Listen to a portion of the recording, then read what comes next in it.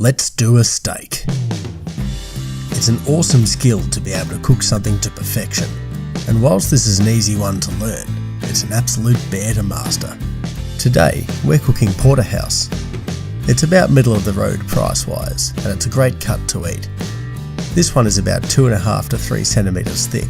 You'll also need salt and pepper and butter to make this delish. You can also get a few dried herbs and or garlic into the mix, but today, we're going classic. You'll also need tongs, a spoon, maybe a spatula, and definitely a frying pan. A decent heavy frying pan that will retain a lot of heat is the best, but you can make do with what you have. What you need to do is bring the steak out of the fridge and let it sit out on the bench for at least half an hour. What we're trying to do here is bring up the internal temperature of the meat so it cooks more evenly.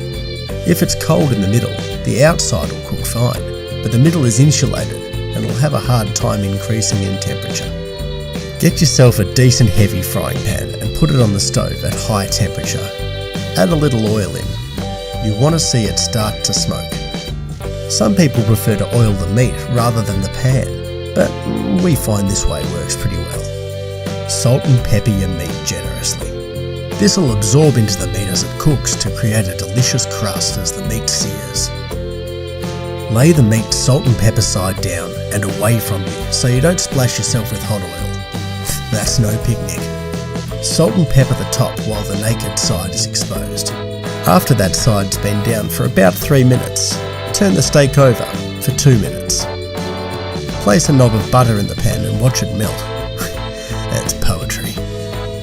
Now, tilt the pan, grab a spoon and baste the top of the meat. The butter will get right into that salt and pepper to create a mind-blowing flavour. Pick up the steak with tongs and lay it fat side down on a hot part of the pan. You'll see the fat start to render off. It only needs 20 seconds or so. Bring the steak out of the pan and lay it on a sheet of foil. Lightly wrap the meat, giving it a ventilation hole. You don't want the steam to become trapped and ruin all your hard searing work. Let it rest for 5 minutes. During this time, a phenomenon called carryover cooking occurs.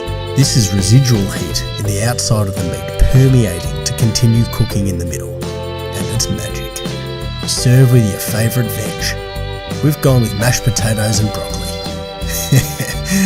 Yes sir.